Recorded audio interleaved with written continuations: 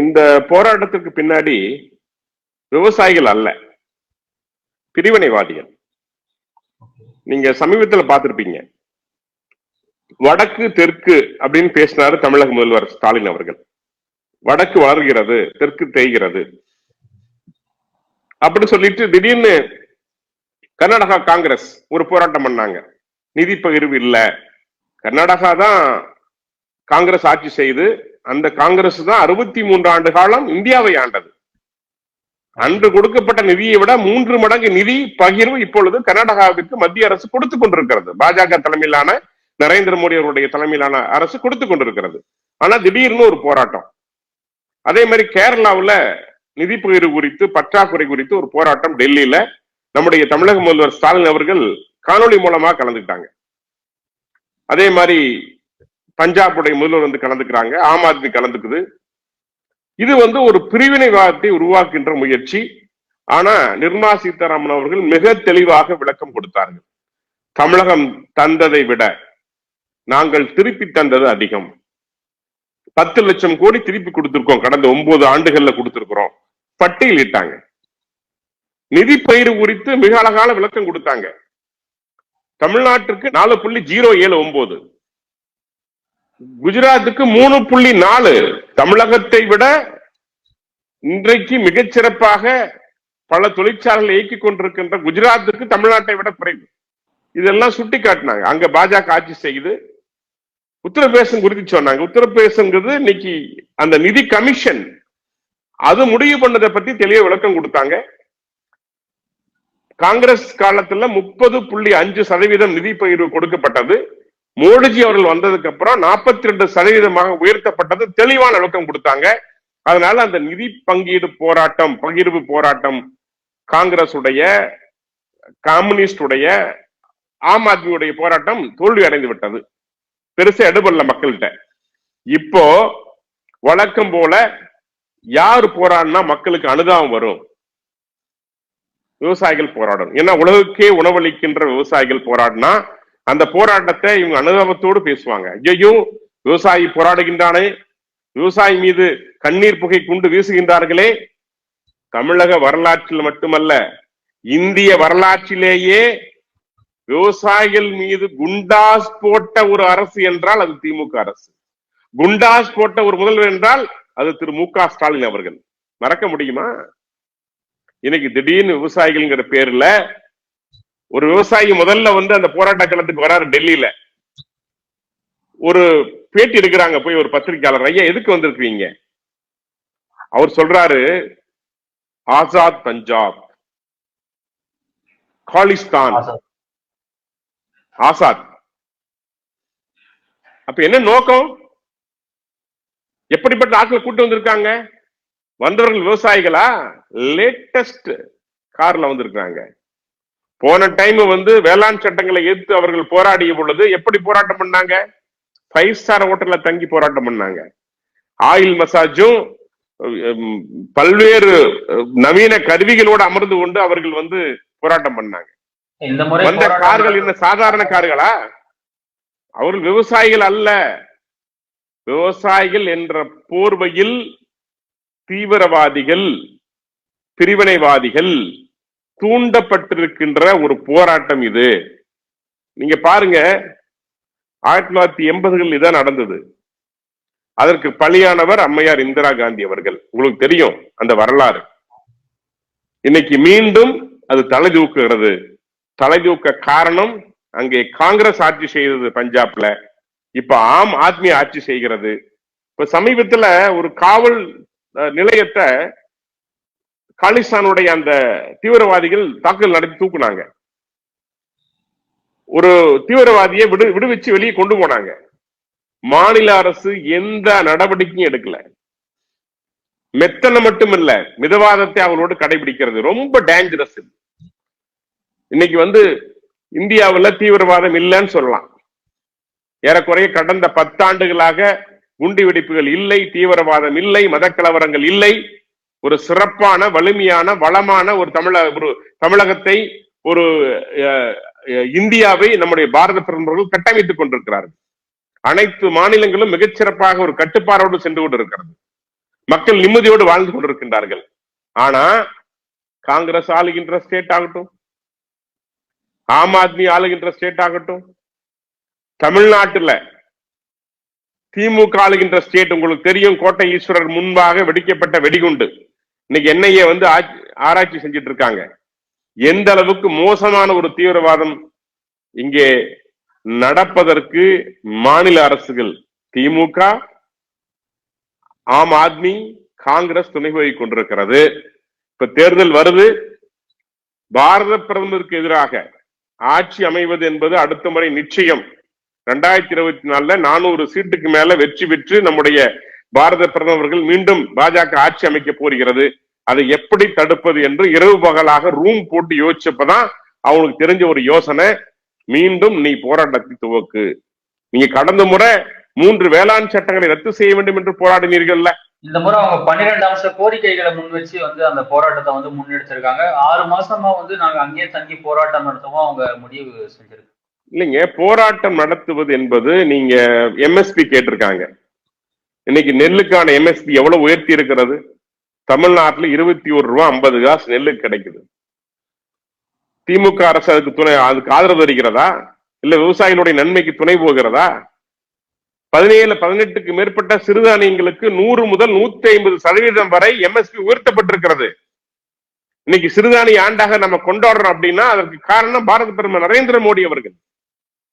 சிறுதானிய உணவுல மக்கள் காமிக்கின்ற ஆர்வம் என்பது பாரத பிரதமர் நரேந்திர மோடி அவர்களால. நீங்க எம்எஸ்பியை வந்து சட்டமாக்குங்க. ஏற்கனவே எம்எஸ்பி தான் நம்ம அறிவிச்சிட்டு இருக்கிறோம். ஒவ்வொரு மாநிலத்திற்கும் எம்எஸ்பி மாறுபடும். அந்த இன்புட் எவ்வளவு, செலவினங்கள் எவ்வளவு, இதெல்லாம் பொறுத்து மாறுபடும். ஏற்கனவே நடைமுறை இருக்கிறது.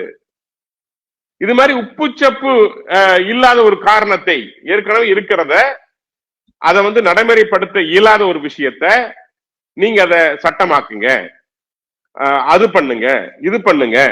இப்படி ஏதோ ஒரு இல்லாத இந்த சின்ன குழந்தைய ஸ்கூல்ல சினுங்கிற மாதிரி ஒரு காரணத்தை வச்சுக்கிட்டு நீங்க போராட்டத்தை முன்னெடுக்கிறதுக்கு முக்கியமான காரணம், இதற்கு பின்னால் அந்நிய சக்தி, இந்தியாவை பிரிக்கின்ற பிரிவினைவாத சக்தி. நீ கவனிச்சிருப்பீங்க, போன டைம் கோட்டையில போய் நம்ம தேசிய கொடியை அவமதித்தார்கள். நீங்க பார்த்திருப்பீங்க. நீங்க விவசாயிகள் போராட்டமா இது? இன்னைக்கு ஐயாக்குன்னு போராடுறாரு. காலையில் நான் பத்திரிகை செய்தி இதுல பார்த்தேன், தொலைக்காட்சியில பார்த்தேன்.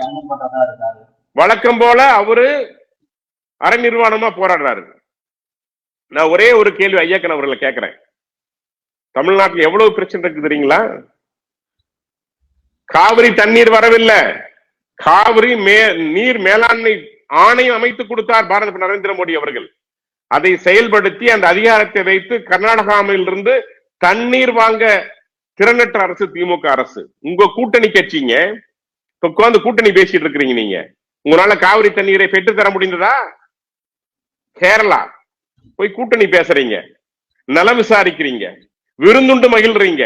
நான் கேட்கிறேன், முல்லை பெரியாறு அணை உச்ச நீதிமன்றம் தீர்ப்பு சொல்லி இருக்கிறது, பேபி அணையை வலுப்படுத்துங்கள். பேபி அணையை வலுப்படுத்தி நீங்க 152 அடி தண்ணீரை தேக்குங்கள். அப்படி தேக்குனா வைகையில தண்ணி முழுசா போகும். வைகை அணை தூர்வாரினா இன்னும் 2 போகம் நெல் விளையும். 5 மாவட்டங்கள் மதுரை, தேனி, திண்டுக்கல், ராமநாதபுரம், சிவகங்கை வளம் பெறும், நெற்கதிர்கள் பெருகும். நீங்க பண்ணீங்களா?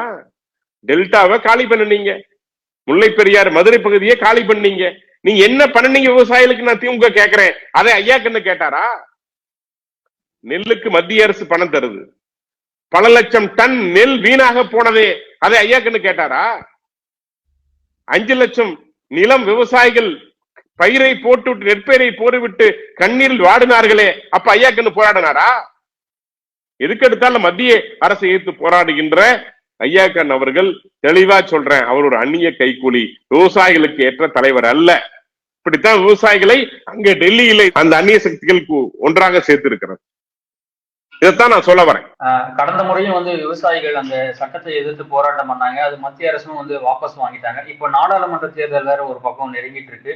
மத்திய அரசு வந்து இந்த போராட்டத்தை வந்து கையாளுறதுக்கு தவறிடுச்சா? இல்லைங்க, மத்திய அரசு 2 விஷயம் இருக்குங்க. அவர்கள் கூடியிருப்பது விவசாயிகள் என்ற போர்வையில், பிரிவினைவாதிகள் கூடியிருப்பது விவசாயிகள் என்ற போர்வையில். அதைத்தான் இந்த காங்கிரஸ் அரசும் திமுக அரசும் ஆம் ஆத்மி அரசும் எதிர்பார்த்து காத்திருக்கிறது. அவர்கள் மீது ஏதாவது தாக்குதல் நடத்தினால், அவர்களை கலைத்தால், கண்ணீர் புகை குண்டுகளை வீசினால் உடனடியாக ஐயோ விவசாயிகள் தாக்கப்படுறாங்களே என்று ஒப்பாரி வைக்கும். அவர்கள் பேச்சுவார்த்தைக்கு வரமாட்டார்கள். அவருடைய நோக்கம் எல்லாம் ஒன்று பிரிவினைவாதத்தை உண்டாக்குவது, இந்தியாவில் சட்ட ஒழுங்கு இல்லை, இந்தியா கலவர பூமியாக மாறிவிட்டது என்ற எண்ணத்தை தோற்றுவிப்பது, உலக நாடுகளுக்கு மட்டுமல்ல இந்திய மக்களுக்கும் தோற்றுவிப்பது. இது ரொம்ப இக்கட்டான ஒரு சிச்சுவேஷன் தானுங்க. இது ரொம்ப ரொம்ப சரியாத்தான் ஹேண்டில் பண்ணணும். போன முறை பல முறை நம்முடைய அமைச்சர் அன்னைக்கு இருந்த நம்முடைய விவசாயத்துறை அமைச்சர்கள் பல முறை போய் பேசினாங்க, பல முறை அவங்களோட தீர்வுக்கு போனாங்க. நான் ஒரே ஒரு கேள்வியை நான் முன் வைக்கிறேன். 63 ஆண்டு காலம் காங்கிரஸ் ஆண்டு இருக்கிறது. விவசாயிகளுக்கு சம்மன் நிதி என்ற ஒன்றை யோசித்ததா? விவசாயிகளுக்கு பென்ஷன் என்ற ஒரு திட்டத்தை யோசித்ததா? இன்னைக்கு நம்முடைய பொருளாதாரம் ஜிடிபி 7.2 உள்நாட்டு உற்பத்தி வரலாற்றுல இன்னைக்கு கொரோனாவுக்கு அப்புறம் மற்ற நாடுகளை கம்பேர் பண்றப்ப நம்முடைய பொருளாதார வளர்ச்சி நம்பர் 1 இருக்குது உலகத்திலேயே. அந்த அளவுக்கு ஒரு மாற்றம். விவசாய பொருட்களின் ஏற்றுமதி அதிகரித்திருக்கிறது. இன்னைக்கு தமிழ்நாட்டுல பாருங்க, நெல்லுக்கு, சன்னரக நெல்லுக்குரிய விதை கிடைப்பதில்லை. நீங்க அக்ரி யூனிவர்சிட்டி இருக்கு, வளமான அக்ரி யூனிவர்சிட்டி. தமிழ்நாடு அதை சரியாக பயன்படுத்துகிறதா? இன்னைக்கு அக்ஷயான ஒரு நெல் விதை சன்னரகம் இருக்கு, கர்நாடகால விளையுது, ஆந்திரால விளையுது, அங்கிருந்து நம்ம ஊருக்கு சாப்பாட்டுக்கு வருது. நெற்களஞ்சியம் தஞ்சாவூர்ல இன்னைக்கு நம்ம சாப்பிடுற அரிசி வகை இல்ல. என்ன செய்து கொண்டிருக்கிறது திமுக அரசு? இப்ப நீங்க அரிசிக்கு 10 ரூபாய் விலை உயர்ந்திருக்குது. எங்களுடைய மத்திய அரசு பாரத் ரைஸ் அப்படின்னு சொல்லி குறைந்த விலையில அரிசி நாம் கொடுத்துட்டு இருக்கிறோம், பாரத் ஆட்டா கொடுத்துட்டு இருக்கிறோம். இன்னைக்கு தேங்காய் விலை இல்லாம விவசாயிகள் கஷ்டப்பட்டு இருக்கிறாங்க. 7 ரூபாய் 8 ரூபாய்க்கு தேங்காய் விலைக்கு போகுது. ஐயாக்கன் என்ன பண்ணினார்? தேங்காய் எண்ணெய் ஆட்டி இங்க இருக்கிற ரேஷன் கடையில கொடுக்க முடியாதா? பாமாயில் இருந்து நாம அங்கிருந்து பாமாயில் வெளிநாட்டு இருந்து இறக்குமதி செய்யணுமா? இதையெல்லாம் தான் நான் கேள்வியா முன் வைக்கிறேன் ஐயாக்கண்ணுக்கு. ஆக தமிழ்நாட்டு அரசை பொறுத்த வரைக்கும் முழுமையாக விவசாயிகளுக்கு எதிராக இருக்கிறது. இங்க இருக்கின்ற ஐயாக்கன்று போன்ற சில விவசாயத்தினுடைய சங்க தலைவர்கள் எல்லாம் அதற்கு துணை போகின்றார்கள், பிரிவினைவாதத்துக்கு துணை போகின்றார்கள். நான் அதைத்தான் பதிவு செய்யறேங்க. ஆக இந்த போராட்டம் என்பது முழுமையாக இந்திய அரசிற்கு, இந்திய அரசின் இறையாண்மைக்கு எதிரானது. இவர்கள் பிரிவினைவாதத்தை தூண்டுகிற நோக்கோடு பஞ்சாபில இருந்து பிரிவினைவாதிகளை கொண்டு வந்து போராட்டம் நடத்தி கொண்டிருக்கின்றார்கள். இந்த போராட்டம் அவருடைய நோக்கம் நிறைவு பெறாது. இது நிச்சயமாக அந்த போராட்டம் தோல்வியில் முடியும். அதை சரியாக மத்திய அரசு கையாளும்.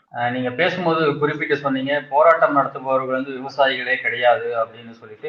இந்த போராட்டத்தை தொடங்குறதுக்கு முன்னாடி அமைச்சர் பியூஷ் கோயல் தலைமையில ஒரு பேச்சுவார்த்தை ஒண்ணு நடைபெறுது. அது தோல்வி அடைஞ்சதுக்கு அப்புறம் தான் இந்த போராட்டத்தையே அவங்க வந்து துவங்குறாங்க.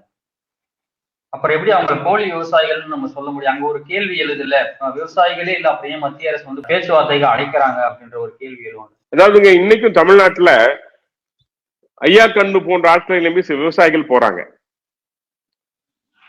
PR பாண்டியன் போன்றவர்களை நம்பி எல்லாம் சில விவசாயிகள் போறாங்க. அது மாதிரி இன்னைக்கு பல தலைவர்கள் அங்கேயும் இருக்கின்றார்கள்.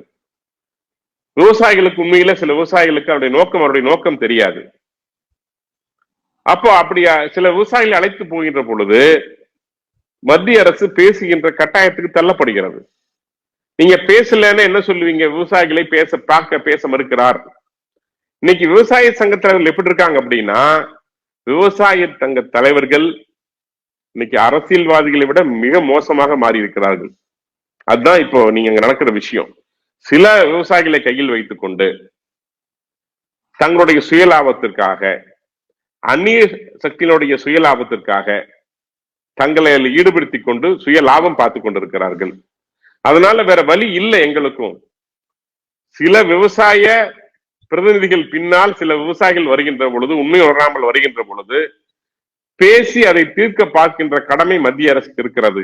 ஆனால் உண்மை நோக்கம், அவருடைய நோக்கம் எல்லாம் என்னன்னா, விவசாயிகள் பிரச்சனை தீர்ப்பதல்ல, விவசாயிகளுடைய வாழ்க்கையை காப்பதல்ல, பாரத பிரதமர் நரேந்திர மோடி அவர்களுக்கு எதிராக வலுவாக மாறிக்கொண்டிருக்கின்ற இந்தியாவை நிலைகுலைய செய்ய வேண்டும் என்பதுதான் அவர்கள் நோக்கம்.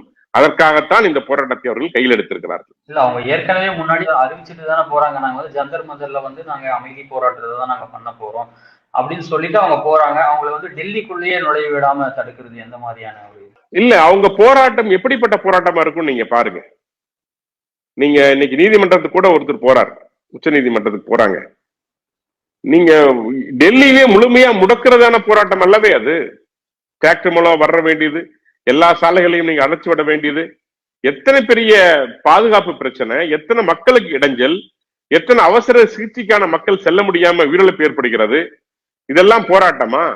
இது வந்து உலகத்தின் கவனத்தை திசை திருப்புகின்ற, இந்தியா மீது திருப்புகின்ற, இந்தியாவை கேவலப்படுத்தும் நிகழ்ச்சியா தான் அவங்க செய்ய பாக்குறாங்க. அதனாலதான் இந்த வேலையை நாம செய்ய வேண்டியது இருக்கு. ஒரு பிரதிநிதி வந்து பேசுறாங்க, வெரி ஃப்ரெண்ட்லி கவர்மெண்ட், விவசாயிகளுக்கான கவர்மெண்ட்னா நரேந்திர மோடி அவர்கள் தலைமையான கவர்மெண்ட். இவர்களை விட வேற யாருனாலையும் செய்ய முடியாது. இவர்கள் காங்கிரஸ் காலத்துல இந்த மாதிரி போராட்டம் இருந்தா அவங்களுக்கு விடை கிடைத்திருக்குமா? 3 சட்டங்கள், அருமையான சட்டங்கள் வாபஸ் பெறப்பட்டது. எதற்காக? இவர்களுக்காகத்தானே வாபஸ் பெறப்பட்டது. இன்னைக்கு எம்எஸ்பி இவ்வளவு கொடுத்தும் கூட இந்த அளவுக்கு இன்னைக்கு பஞ்சாப் போன்ற இடத்துல வந்து வருமானம் அதிகரிக்கிறது காரணம் எம்எஸ்பி. அதனால் கிடைக்கின்ற வருமானம், அதுல ஊடுருவி நலன் பார்த்து கொண்டிருக்கின்ற இடைத்தரகர்கள் அவர்கள் தான் பின்னணியில் இருக்காங்க. இதனால இதை வந்து சரியா கையாள வேண்டிய கட்டாயம் மத்திய அரசு இருக்கிறது, சரியாக கையாளும். என்னுடைய இறுதியான கேள்வி, விவசாயிகளுக்கு நீங்க சொல்ல வரும் கருத்து என்ன? விவசாயிகளுக்கு நான் சொல்ல வர ஒரே விஷயம், என் அருமை தமிழக விவசாயிகளே, இந்திய விவசாயிகளே, விவசாயம் என்பது இயற்கை சார்ந்த ஒரு தொழில், இயற்கையோட இணைஞ்சது. நீங்க எந்த பயிர் விளைச்சாலும் அதுல இயற்கையோட இடர்பாடு இருந்தா நம்ம முழுமையான நன்மையை பெற முடியாது. அது அரசுக்கும் மிகப்பெரிய சவால் தான். ஆனாலும் கூட நரேந்திர மோடி அவர்கள் தலைமையிலான அரசு இப்ப யூரியாவுக்கு தட்டுப்பாடு இல்லாம யூரியாவில் வேம்பு கலந்து கொடுத்து கொண்டிருக்கிறது, பயிர் காப்பீடு கொடுத்திருக்கிறது, விவசாயிகளுக்கு என்று பென்ஷன் கொடுத்திருக்கிறது, விவசாயிகளுக்கு என்று இன்னைக்கு சம்மன் நிதி, கிசான் சம்மன் நிதியை கொடுத்திருக்கிறது, விவசாயிகளுக்கு உரிய கௌரவத்தை கொடுத்திருக்கிறார். இப்ப பாருங்க, எம்.எஸ். சுவாமிநாதன் அவர்களுக்கு இது வரைக்கும் யாரும் கொடுக்கல. Doctor M S. சுவாமிநாதனுக்கு பாரத ரத்னா விருது கொடுத்திருக்கிறார். மேட்டுப்பாளையத்துல பாப்பம்மாள் என்கிற 108 விவசாய பெண்மணி அவர்களுக்கு பத்மஸ்ரீ கொடுத்திருக்கிறது. விவசாயத்தை தனது இரு கண்களாக நம்ம பாரத பிரதமர் நரேந்திர மோடி அவர்கள் கருதி கொண்டிருக்கிறார்கள், உரிய மரியாதை கொடுத்துக் கொண்டிருக்கிறார்கள். எங்களுடைய மாநிலத்தில் அண்ணாமலை கூட பாத்தீங்கன்னா சமீபத்துல ராணிப்பேட்டையில 1000 விவசாயிகளை வைத்து 10 சீனியர் வயதான விவசாயிகளுக்கு, தம்பதிகளுக்கு பாத பூஜை செய்து அவர்களுக்கு ஆட்டுக்குட்டியை கொடுத்து போற்றி மகிழ்ந்தார்கள். அதே பக்கத்துல பக்கத்து மாநிலத்துலதான், மாவட்டத்துலதான் தமிழக அரசு விவசாயிகளை குண்டாஸ்ல போட்டாங்க. தயவு செய்து ஒன்றை புரிந்து கொள்ள வேண்டும், நீங்க 63 ஆண்டு காலம் காங்கிரஸ் ஆண்டு இருக்கிறது, திமுக அவர்களோடு 18 ஆண்டு காலம் ஆட்சிக்கு துணை இருக்கிறது. விவசாயிகளுடைய வேதனை தீர்க்கப்படவில்லை. ஆளும் திமுக அரசு வந்து விவசாயிகளுக்கு தனியா ஒரு பட்ஜெட்டே நாங்க போட்டிருக்கோம் அப்படின்றத அவங்க கிளைம் பண்றாங்க. நான் தான் கேட்டேங்க, பட்ஜெட்டால் என்ன பயன்? 3553 குளம் குட்டைகள் தூர்வாரப்படாமல் இருக்கிறது. அவிநாசி அத்திக்கடவு திட்டம் 2000 கோடியில 96% அதிமுக முடித்து விட்டு சென்று 3 ஆண்டுகள் ஆனது. இன்னைக்கு வரைக்கும் 1500 குளம் குட்டைகளை நிரப்புகின்ற அந்த திட்டம் இன்னைக்கு வரைக்கும் செயல்படுத்தல. என்ன செஞ்சீங்க விவசாயிகளுக்கு திமுக? தான் நான் கேட்கிறேன். உங்களுக்கு நீர் மேலாண்மை மீது அக்கறை இல்லை, உங்களுக்கு தெரிஞ்சதெல்லாம். விரைவில் அந்த அத்திக்கடவு அவிநாசி திட்டத்தை வந்து நாங்க செயல்படுத்த இருக்கோம் அப்படின்னு சொல்லியிருக்காரு. விரைவில் 3 வருஷம் முடிஞ்சதே பிரதர். 96% முடிச்சுட்டு போன விஷயம். நீங்க தண்ணியே இல்லையே காவிரியில. தண்ணி கடல் கடந்து போய் 100 TMC போய் கடல்ல கலந்தப்போ நீங்க திட்டத்தை செயல்படுத்தலையே. உங்க திமுக காரர் தானே அந்த திட்டத்துக்கு முட்டுக்கட்டையா இருந்தாங்க. நான் நேரடியாக போய் பார்த்து போராட்டத்தை நான்லவா செய்தேன். நான் என்ன அக்கறை இருக்கிறது உங்களுக்கு? திமுக விவசாயிகள் மீது அக்கறை இருக்கிறது. 33 திட்டங்களை கொண்டு வந்தார் முன்னாள் முதலமைச்சர் நம்முடைய எடப்பாடி அவர்கள். காவிரி குண்டாறு இணைப்பு திட்டம் அப்படியே விட்டீங்களே நீங்க. நான் சொல்றேன், 3500 குளம் குட்டைகள் சீரமைக்கப்படல, தூர்வாரப்படல. தண்ணி எங்க? இவ்வளவு மழை பெஞ்சிச்சு, மீண்டும் வறட்சி வரப்போகுது. வறட்சி வந்தா வறட்சி நிவாரணம் கேட்பீங்க, வெள்ளம் வந்தா வெள்ள நிவாரணம் கேட்பீங்க. நான் ஒரே ஒரு கேள்வி கேட்கிறேன். தமிழ்நாட்டுல மதுவிலக்கு துறையை தவிர ஒரு துறை, பொதுத்துறை உங்களால லாபகரமா இயங்குதுன்னு சொல்ல முடியுமா? காவின் என்னாச்சு? மின்சாரத்துறை என்னாச்சு? கூட்டுறவுத்துறை என்னாச்சு? எல்லாத்தையும், போக்குவரத்து துறை எல்லாம் கம்ப்ளீட்டா காலி பண்ணிட்டீங்களே. நீங்க எங்க போய் தமிழ்நாட்டு வளர்ச்சி பத்தி பேசுறது? தமிழ்நாட்டுல தொழிற்சாலை இயங்குதுன்னா அவங்களுடைய சொந்த திறமையால இயங்குகிறது. இங்க 100 கார் தயாரிச்சாங்கன்னா 100 கார் இங்க விற்கல, 90 கார் இங்கிருந்து மற்ற மாநிலங்களுக்கு செல்கிறது. முழுமையான இந்தியாவால் தமிழ்நாடு சிறந்து கொண்டிருக்கிறது, தமிழ்நாட்டால் இந்தியாவும் சிறந்து கொண்டிருக்கிறது. தயவு செய்து நீங்க பிரிவினைவாதம் பேசாதீங்க. இந்த முயற்சி நீங்க கைவிடுங்க, இல்லை என்றால் மக்கள் உங்களுக்கு சரியான பாடம் கொடுப்பார்.